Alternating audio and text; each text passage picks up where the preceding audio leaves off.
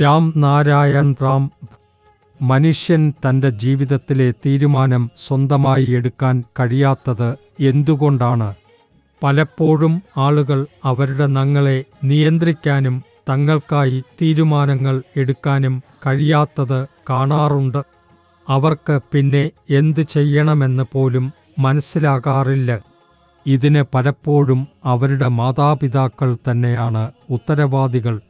ഇപ്പോൾ പല മാതാപിതാക്കളും ആധുനികതയുടെ പേരിൽ അവരുടെ കുട്ടികൾക്ക് വേണ്ടത്ര ശ്രദ്ധ കൊടുക്കുന്നില്ല.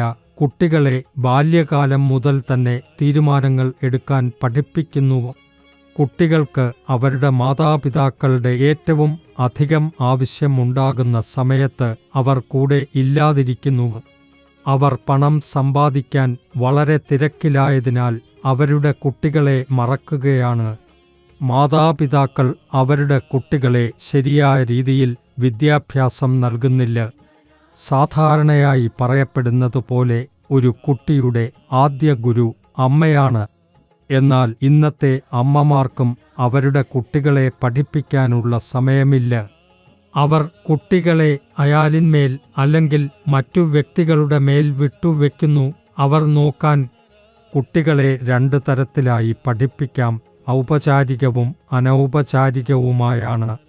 ഔപചാരികം എന്നത് ഞങ്ങൾ ഇരുന്നു പഠിപ്പിക്കുന്ന രീതിയാണ്. അനൗപചാരികം എന്നത് കുട്ടികൾ സ്വയം കാണുകയും അതിൽ നിന്ന് പഠിക്കുകയും ചെയ്യുന്നതാണ്. കുട്ടികൾ സ്വയം കണ്ട് പഠിക്കുന്ന കാര്യങ്ങൾ ജീവിതത്തിലുടനീളം ഓർമ്മയിൽ നിൽക്കും. നിങ്ങൾ വീട്ടിൽ മുതിർന്നവരെ ബഹുമാനിക്കുകയാണെങ്കിൽ നിങ്ങളുടെ കുട്ടികളും അത് തന്നെ പഠിക്കും. നല്ല കാര്യങ്ങൾ അവരെ സ്വയം ആകർഷിക്കും. പല മാതാപിതാക്കളും പരാതി പറയുന്നു, കുട്ടികൾ അവരുടെ വാക്ക് കേൾക്കുന്നില്ല എന്ന്. എന്നാൽ അവർ തിരിച്ചറിയണം, അവർ കുട്ടികളെ ശരിയായി മനസ്സിലാക്കാൻ ശ്രമിക്കുന്നില്ല. കുട്ടികളോടൊപ്പം ചേർന്ന് നടക്കണം. പല മാതാപിതാക്കളും പറയുന്നു, നമ്മുടെ കാലത്ത് ഇങ്ങനെ ആയിരുന്നു. എന്നാൽ അവർ തിരിച്ചറിയുന്നില്ല, കാലം മാറിക്കഴിഞ്ഞു, കാര്യങ്ങൾ മാറിയിട്ടുണ്ട്. ഇന്നത്തെ കാലത്ത് പല അധ്യാപകരും വിദ്യാർത്ഥികൾക്ക് മുന്നിൽ സിഗരറ്റ് പുകയ്ക്കുന്നത് കണ്ടിട്ടുണ്ട്. അതിൽ നിന്ന് കുട്ടികളും അതേ ശീലം സ്വീകരിക്കുന്നു. സർക്കാർ മദ്യം, സിഗരറ്റ് പോലുള്ള വിഷങ്ങളോട് കടുത്ത സമീപനം സ്വീകരിക്കണം. ചിലപ്പോഴാണ് കുട്ടികൾ അവരുടെ ഉള്ളൊഴിയുള്ള വിഷങ്ങൾ വീട്ടുകാരുമായി പങ്കുവയ്ക്കുന്നതിനേക്കാൾ തെറാപ്പിസ്റ്റുമായി സംസാരിക്കുന്നത്.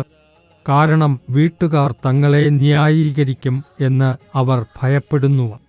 മാതാപിതാക്കൾ കുട്ടികളെ ഒരു സുഹൃത്തുപോലെ സമീപിച്ചിരുന്നെങ്കിൽ അവർ തുറന്നു സംസാരിക്കുമായിരുന്നുവെങ്കിലും കുട്ടികൾ ഭൂമിയോ സ്വത്തോ അല്ല. അവരുടെ മേൽ ആധിപത്യം പുലർത്തേണ്ടതില്ല. അവർ കളിപ്പാട്ടങ്ങൾ അല്ല, എല്ലാം അനുസരിക്കേണ്ടതില്ല. ഓരോ കുട്ടിയിലും വേറിട്ട ചിന്തശേഷി എന്ന ഒരു ഗുണം ഉണ്ടായിരിക്കണം. അവരുടെ വഴിയിൽ ജീവിക്കാനും അവരുടെ ഇഷ്ടപ്രകാരം കരിയർ തിരഞ്ഞെടുക്കാനും അവരെ അനുവദിക്കണം.